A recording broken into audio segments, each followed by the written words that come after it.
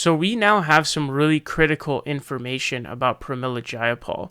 Now, Pramila Jayapal she's kind of the leader. She is the leader of the CPC, the Congressional Progressive Caucus. And so she obviously has a lot of power. She's the one who wrote the Medicare for All bill in the House of Representatives. So she's a very big policy wonk. She's very intelligent. But when it comes to strategy, it appears that she is the worst that we've ever seen in our entire lives. And so what this means is she should be removed as the chair of the Progressive Caucus. Now, what happened was Pramila Jayapal was actually okay with and seemed to support the decoupling of the bipartisan infrastructure package, which was a load of garbage, and the reconciliation bill. So remember that progressives were saying you need to couple the two together, because then if you couple the two together, you put leverage over the Senate to say, if you vote this down, you're voting down bipartisan infrastructure. And so that would be really bad for them. So they would be pressured to vote in favor of both. Instead, they could just vote for the bipartisan infrastructure package, and that's it, and they'd be fine. So clearly, Pramila Jayapal has no idea what she's doing on strategy, and she seems to be standing by this. So his tweet says, Jayapal says she has, quote, no regrets about the Progressive Caucus letting the bipartisan infrastructure bill pass and relying on Manchin's word alone. Had we not passed the infrastructure bill, I actually think that would have been the day the senator said the Build Back Better Act is done, Jayapal continued. I think he would have walked away. Jayapal thinks progressives' strategy on Build Back Better worked really well. I think our strategy was exactly the right strategy. So this is hilarious. So thinking that this was the right strategy is hilarious because it didn't actually end up resulting in anything. And so I think her idea is her vision is like, well, look at how Manchin looks now. Look at the PR of this.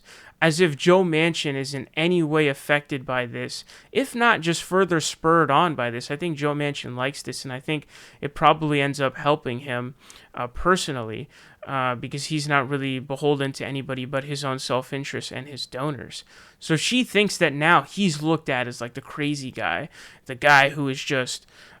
he's the one who is not the reasonable negotiator, and so this is really going to hurt him. It's like, no, this isn't going to change anything for him whatsoever. If anything, I think it's going to make him feel better. He'll probably be spurred on by more support from the Republican Party even. I just saw an article that said like some GOP dude, I don't know if it was a senator, like texted him to join the GOP. So it's not going to hurt him. Like, it's not some master plan that Jayapal had to hurt him. Like, he got the bullshit bad. It was bad, by the way, the bipartisan infrastructure package. The bad bipartisan infrastructure package that gave away infrastructure to private hands. And he smacked down the Build Back Better Act. And this is where we are now. But the idea that it's like, oh, he would have walked away from the Build Back Better Act at that time. That would have been better because then at least you can focus on other stuff. Instead, it's like you run out the clock and now you have much less time as these, midterms are going to be coming around. So he's run out the clock. All of this precious time has been gone. You could have done at least something like, I don't know, like voting rights bill or something like that. You could have done so much more. So this idea that it's like, oh, this is just a great strategy. Pramila Jayapal is just delusional. I can't believe she would be this ridiculously idiotic. But she definitely has to be ousted from the Congressional Progressive Caucus chair. Anybody in the squad or anybody like that would have been better because AOC, Ilhan Omar, all of them were saying you need to keep the two together because that's the only way that you have any leverage. So she needs to be ousted from her position in that role. She's obviously still the best when it comes to writing policy, so that needs to be her role. You have to have the role fit for whatever they're best at. She's clearly best at writing policy, and so that's what she should be doing. But should she be determining progressives' strategy in the House? Heck to the no, okay, because she clearly has no clue what she's doing, and her strategies are just mind-scratchingly ridiculous. So, as not only were the squad, but also even like mainstream media and stuff were coming out saying that, it should have been coupled. The progressives were right that the two things should have been coupled. The BIF and the Build Back Better Act should have been coupled. She's out here saying, no, I'm still good with what we did. It's like, what? Huh? What? This is insanity. So that's what we need to understand. She sent out a tweet saying Senator Manchin has betrayed his commitment not only to the president and Democrats in Congress, but most importantly to the American people. My full statement. So she seems to think that he looks like the bad guy here and it's going to somehow impact him, when really it's probably going to help him because of his own personal self-interest as well as his donors, and then on top of that being spurred on by GOP support.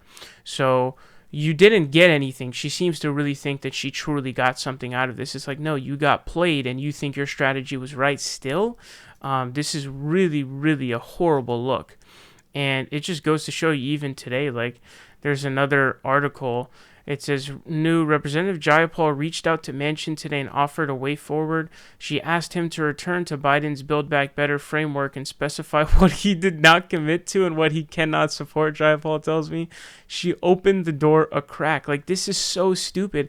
This is Barack Obama level stupid of strategy, where it's like, we're going to try to negotiate with the Republicans, and we're going to try to hold hands and figure out the way through this and try to figure out how we can come to an agreement, acting as if they are some kind of, rational actors or good faith actors.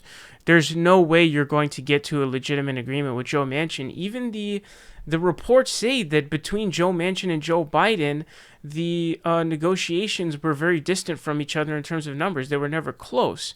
So what the fuck are you trying to do here? How are you going to come to an agreement with Joe Manchin? Your only chance is to actually pressure him by putting those two together, the bipartisan infrastructure package and putting it, the reconciliation bill together. That was your only leverage. AOC, Ilhan, all of them knew this except for Jayapal. So what needs to happen is Jayapal needs to be removed from her post. Somebody else, any of the other progressives that had the proper strategy in this situation need to be, promoted into that position. Jayapal can continue to write legislation because that's clearly her strength, but her horrific joke of a strategy and her weakness as a role of that means that she should be ousted from her role. Now, I don't know what that's going to take. I don't know if anybody's down to even start that movement.